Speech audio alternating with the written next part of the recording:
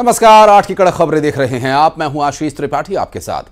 Supreme court ने कोलकाता रेपकांड मामले का संज्ञान लिया और आज चीफ जस्टिस डीवाई चंद्रचूड़ की बेंच इसकी सुनवाई करेगी। आपको बता दें कि आरजीकर मेडिकल कॉलेज और अस्पताल में महिला ट्रेनी डॉक्टर के साथ रेप और हत्या के विरोध में देश भर के अलग अलग मेडिकल कॉलेजेस के छात्र और प्रदर्शन कर रहे डॉक्टर्स लगातार विरोध जता रहे हैं और इस पर सुप्रीम कोर्ट ने स्वतः संज्ञान लिया। आपको बता दें कि कोलकाता हाई कोर्ट ने पुलिस की कार्रवाई से असंतुष्ट होकर सीबीआई को मामले की जांच सौंपी है और अब सीबीआई इस पूरे मामले में जांच पड़ताल कर रही है। अब आज से लगभग 2 हफ्ते का समय बाकी है जब इसकी अगली सुनवाई होगी हाई कोर्ट में। हालांकि सुप्रीम कोर्ट ने अब इस पूरे मामले में स्वतः संज्ञान लिया है। देखना यह होगा कि कोर्ट के क्या निर्देश रहते हैं और ऐसे में सुप्रीम कोर्ट इस पूरे मामले पर क्या संज्ञान लेकर फैसला सुनाता है। चीफ जस्टिस ऑफ इंडिया की अध्यक्षता वाली बेंच इस पूरे मामले की सुनवाई करेगी। नाराज डॉक्टर्स के प्रदर्शन को देखते हुए सुप्रीम कोर्ट ने इस पूरे मामले का स्वतः संज्ञान लिया है। दरअसल कोलकाता रेप एंड मर्डर से जुड़ा ये पूरा मामला जो अब सुप्रीम कोर्ट पहुंच चुका है, सुप्रीम कोर्ट ने स्वतः संज्ञान लिया इस पूरे मामले का। शंकर आनंद हमारे सहयोगी इस वक्त जुड़ गए हमारे साथ। शंकर, डिटेल्स क्या मिल पा रही है? सुप्रीम कोर्ट ने अब स्वतः संज्ञान लिया कोलकाता रेप एंड मर्डर मामले का।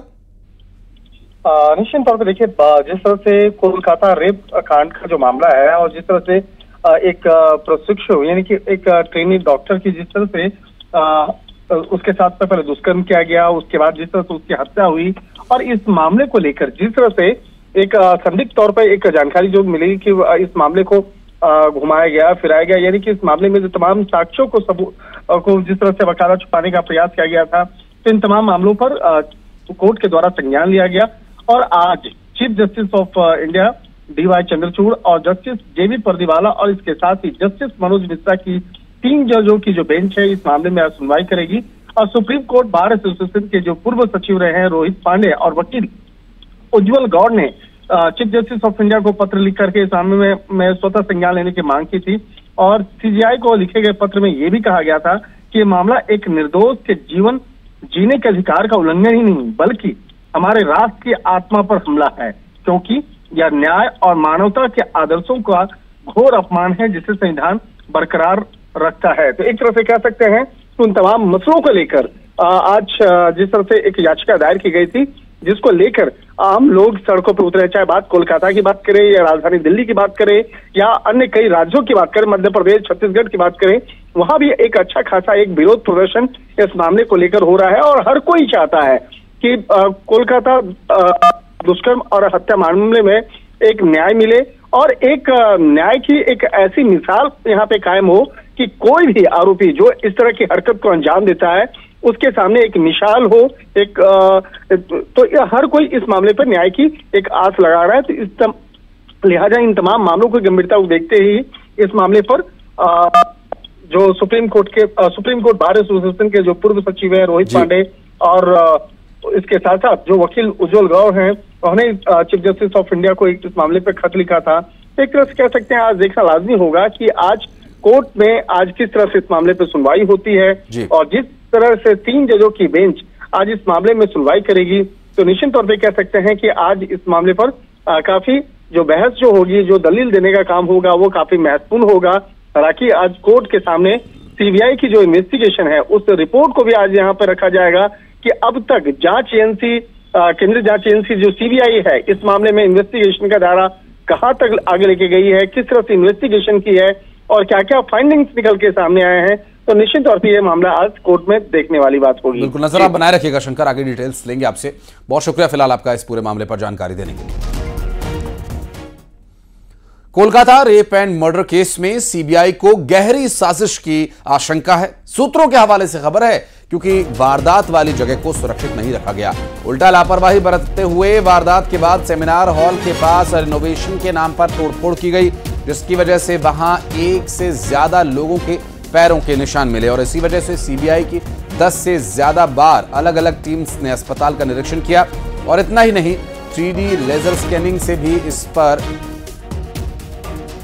जांच की गई है और 3D लेजर स्कैनिंग इस पूरे क्षेत्र की करवाई गई है। आपको बता दें कि वारदात के पीछे बड़ी साजिश की आशंका है। वारदात के बाद चूंकि सेमिनार हॉल में रेनोवेशन के नाम पर तोड़फोड़ भी की गई है और ऐसे में सीबीआई को इस पर आशंका है ये कोई बड़ी साजिश हो सकती है।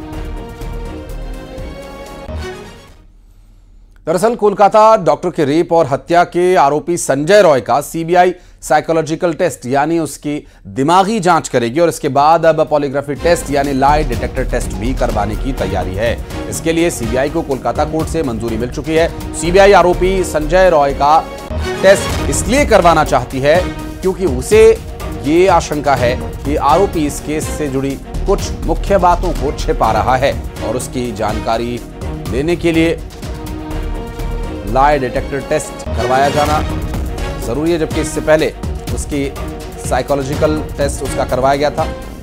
आरोपी को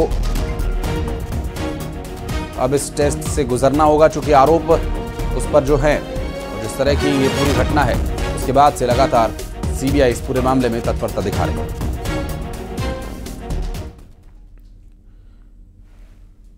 और चलिए बढ़ते हैं आगे, रुक करेंगे कुछ अन्य खबरों का। भोपाल से एक अहम खबर आपको बता दें, मोहन कैबिनेट की आज एक महत्वपूर्ण बैठक होनी है और कई महत्वपूर्ण प्रस्तावों पर आज अंतिम मुहर लगाए जाने की जानकारी मिल रही है।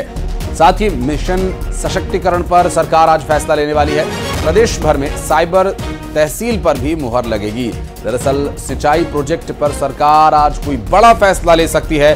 कर्मचारियों के ट्रांसफर पॉलिसी पर भी चर्चा होना संभव बताया जा रहा है। मोहन कैबिनेट की बैठक में इन विषयों पर चर्चा होगी और साथ ही ये बैठक जो आज मुख्यमंत्री डॉक्टर मोहन यादव की अध्यक्षता में होने वाली है, जानकारी ये भी मिल रही है कि इसमें ट्रांसफर पॉलिसी के संबंध में भी चर्चा हो सकती है। साइबर तहसील बनाए जाने को लेकर इस पर मुहर लगाई जा सकती है। मोहन कैबिनेट की आज की इस महत्वपूर्ण बैठक में कर्मचारियों के ट्रांसफर पॉलिसी पर भी चर्चा संभव है।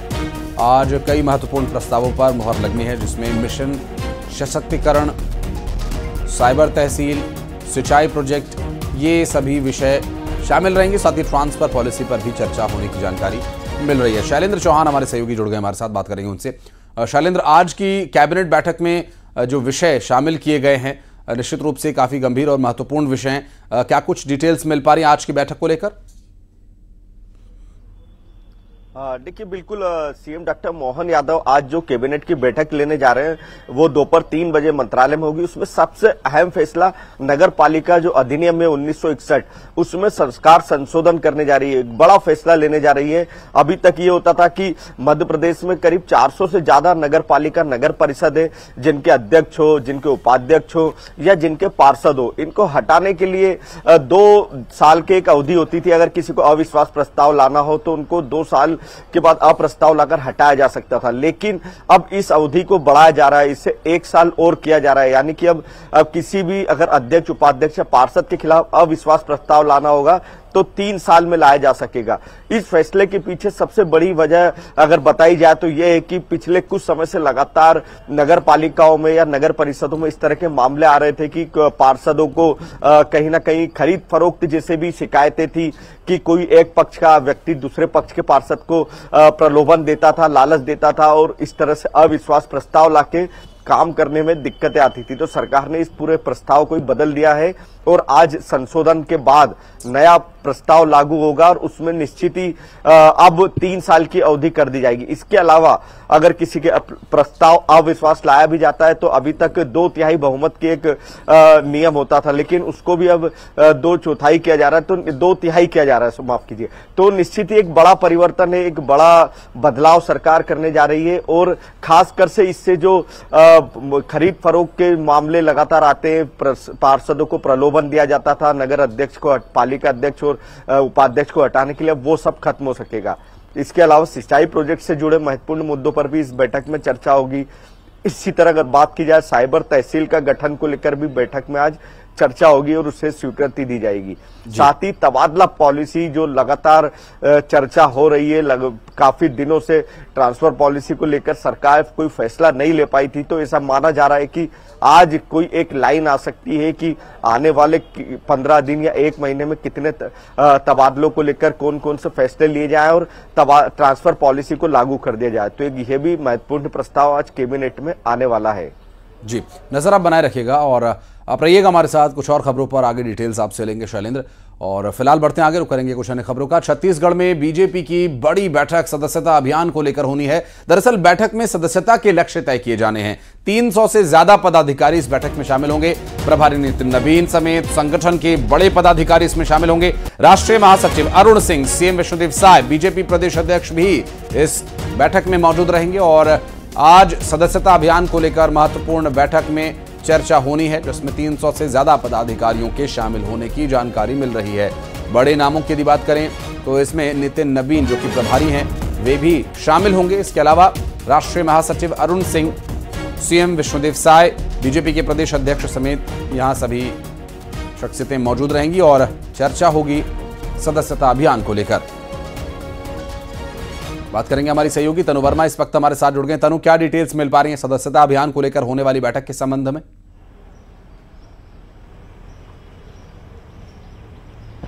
जी बिल्कुल, देखिए आज भाजपा प्रदेश कार्यालय में करीब 11 बजे से 9 सदस्यता अभियान कार्यशाला का आयोजन जो है वो किया गया है और आज की इस बैठक में 9 सदस्यता अभियान को लेकर जो है वो चर्चा की जाएगी। भाजपा के राष्ट्रीय महासचिव अरुण सिंह इस बैठक में शामिल होंगे। इसके अलावा भाजपा के प्रदेश अध्यक्ष किरण सिंहदेव समेत प्रदेश प्रभारी नितिन नवीन समेत तमाम वरिष्ठ नेता भी जो है वो शामिल होंगे। इसके साथ ही मुख्यमंत्री विष्णुदेव साय भी इस बैठक में जो है वो शामिल हो सकते हैं। वहीं इस बैठक में जिला से लेकर राज्य स्तर से 300 से अधिक पदाधिकारी जो है वो शामिल होंगे और आज की इस बैठक में 9 सदस्यता अभियान को लेकर रणनीति जो है वो तय की जाएगी। सदस्य को जोड़ने के लिए लक्ष्य जो है वो तैयार किया जाएगा। इसके साथ ही पूरी कार्य योजना जो है वो बनाई जाएगी कि बूथ लेवल पर किस तरह से लोगों को जोड़ा जाए।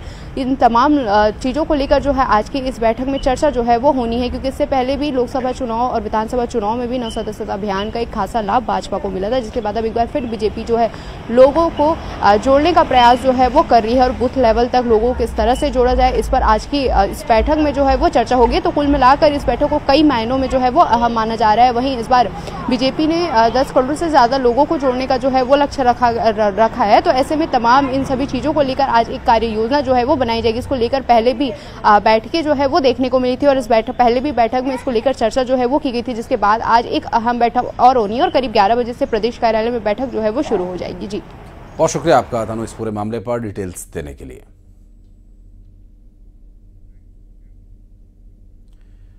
और अगली खबर भोपाल से, जहां सीएम जनप्रतिनिधियों से चर्चा करने वाले हैं, जिसमें मंत्री, सांसद, विधायकों से वो 1-to-1 चर्चा करेंगे। मंत्रालय में जनप्रतिनिधियों से मुलाकात होगी। सीएम के साथ क्षेत्रों के विकास पर चर्चा होगी। जनप्रतिनिधियों से क्षेत्र के विकास पर बात होगी। शाम 4:30 बजे से करीब 5:15 बजे तक जनप्रतिनिधियों से वे बातचीत करेंगे और जनप्रतिनिधियों में मंत्री, सांसद, विधायकों से 1-to-1 चर्चा होगी। मुलाकात के दौरान सीएम क्षेत्र के विकास पर चर्चा करेंगे और इसके साथ ही जो जानकारी मिल रही है वो ये कि शाम 4:30 बजे यानी जो कैबिनेट की बैठक है उसके ठीक बाद ये जनप्रतिनिधियों से मुलाकात मुख्यमंत्री की होना बताया जा रहा है। बात करेंगे शैलेंद्र चौहान, हमारे सहयोगी लगातार हमारे साथ जुड़े हैं। शैलेंद्र, कैबिनेट बैठक के बाद ही संभव है कि ये मुलाकात होगी जनप्रतिनिधियों के साथ। कौन कौन शामिल रहने वाला है और किस तरह की चर्चा यहां पर होगी?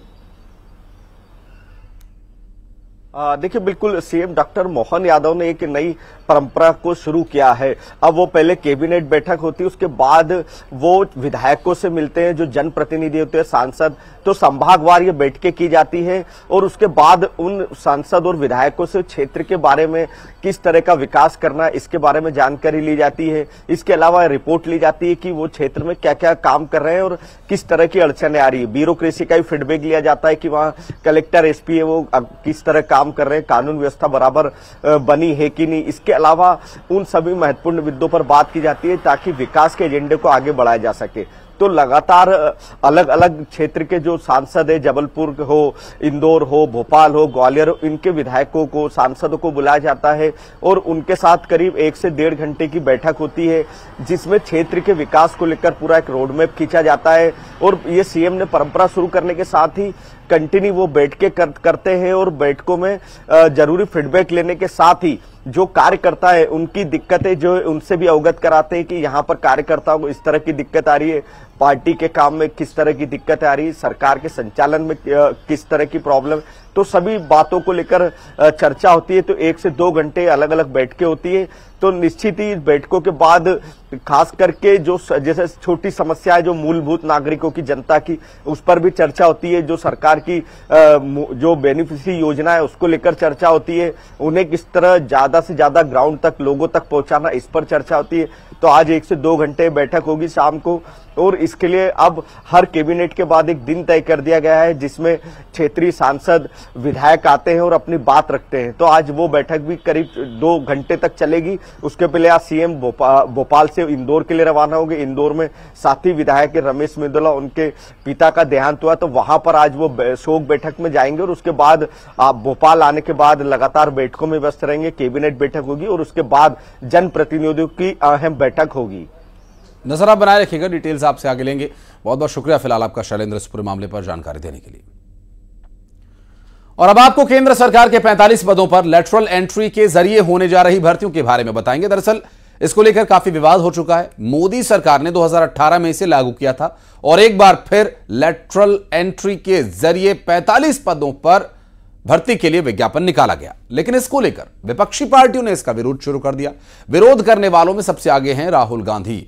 उनका आरोप यह है कि मोदी सरकार लेटरल एंट्री से भर्ती के जरिए एसटी, एससी और ओबीसी के आरक्षण को छीनने जा रही है, जिस पर अब बीजेपी ने भी पलटवार किया है।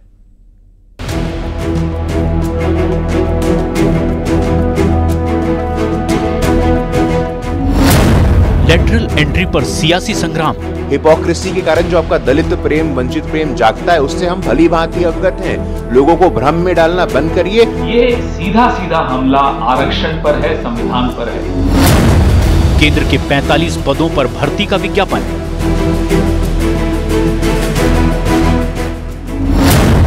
विपक्ष बोला, खतरे में आरक्षण। केंद्र सरकार के 45 पदों पर लेटरल एंट्री से भर्ती को लेकर सियासी विवाद खड़ा हो गया है। विपक्षी पार्टियों का आरोप है कि मोदी सरकार के इस फैसले से एससी, एसटी और ओबीसी का हक छीना जा रहा है।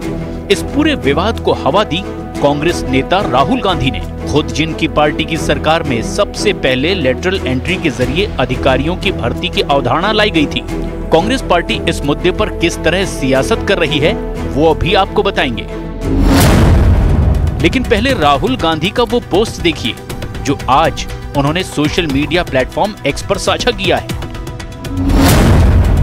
लेटरल एंट्री दलित, ओबीसी और आदिवासियों पर हमला है। बीजेपी के राम राज्य का विकृत संस्करण, संविधान को नष्ट करना और बहुजनों से आरक्षण छीनना है। इससे पहले कल भी राहुल गांधी ने एक पोस्ट किया था जिसमें उन्होंने लिखा, नरेंद्र मोदी संघ लोक सेवा आयोग की जगह राष्ट्रीय स्वयंसेवक संघ के जरिए लोक सेवकों की भर्ती कर संविधान पर हमला कर रहे हैं। केंद्र सरकार के विभिन्न मंत्रालयों में महत्वपूर्ण पदों पर लेटरल एंट्री के जरिए भर्ती करके खुलेआम एससी, एसटी और ओबीसी वर्ग का आरक्षण छीना जा रहा है। आईएएस का निजीकरण आरक्षण खत्म करने की मोदी की गारंटी है। राहुल गांधी और उनकी पार्टी के नेताओं के अलावा एनडीए गठबंधन में उनकी सहयोगी पार्टियां भी इसी तरह की बयानबाजी कर रही हैं और ये माहौल बनाने की कोशिश की जा रही है कि लेटरल एंट्री से होने वाली भर्ती से आरक्षण को बहुत बड़ा खतरा है। समाजवादी पार्टी के अध्यक्ष अखिलेश यादव का पोस्ट देखिए। बीजेपी अपनी विचारधारा के संगी साथियों को पिछले दरवाजे से यूपीएससी के उच्च सरकारी पदों पर बैठाने की जो साजिश कर रही है, उसके खिलाफ एक देशव्यापी आंदोलन खड़ा करने का समय आ गया है। यदि बीजेपी सरकार इसे वापस ना ले तो आगामी 2 अक्टूबर से एक नया आंदोलन शुरू करने में हमारे साथ कंधे से कंधा मिलाकर खड़े हों।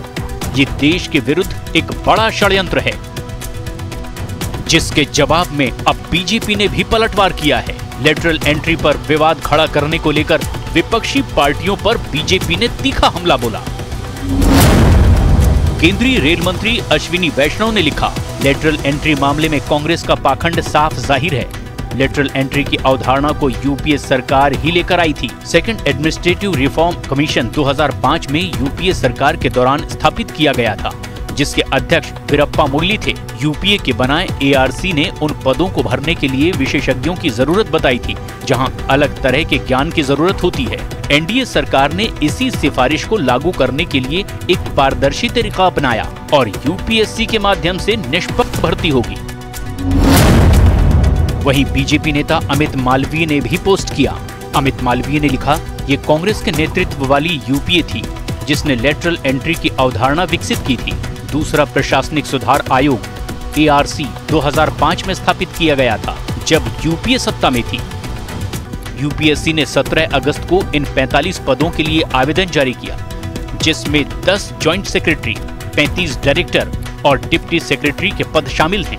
इन पदों को कॉन्ट्रैक्ट के आधार पर लेटरल एंट्री के जरिए भरा जाना है, लेकिन इसको लेकर विवाद लगातार जारी है। जीतन मांझी तो बिहार में सबसे नीचे तबके के कैटेगरी के लोग हैं। उसका एक एमपी जीता जीतन मांझी को, उसको उन्होंने कैबिनेट में स्थान दिया। ये क्या दर्शाता है? ये दर्शाता है कि शेड्यूल कास्ट के प्रति अन्याय है। शेड्यूल कास्ट के प्रति उनका पूरा सम्मान है, सबको सम्मान देते हैं। ये सरकार इतना आरक्षण के खिलाफ क्यों है? क्यों चोर दरवाजे से आरक्षण समाप्त करना चाहती है? को आईएएस या किसी भी एग्जामिनेशन, किसी भी परीक्षा पर भरोसा नहीं रहा, यूनियन पब्लिक सर्विस कमीशन पे भरोसा नहीं रहा। मैं इसके विरुद्ध सख्त रूप से कहना चाहता हूं, ये भारत की प्रशासनिक सेवा से खिलवाड़ है।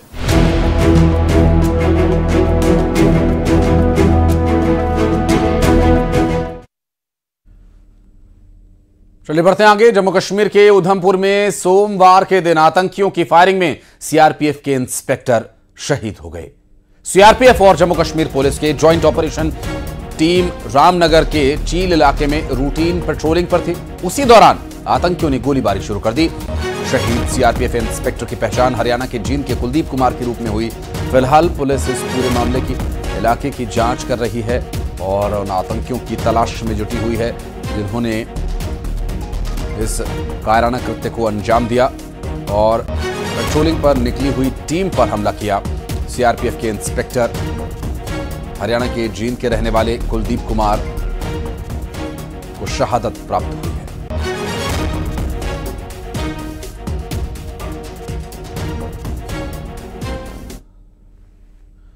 और अब बढ़ते आगे, फटाफट अंदाज में 20 बड़ी खबरें आपको दिखाते हैं। मुंगेली में ढाबे में चाकूबाजी कर फरार आरोपी योगेश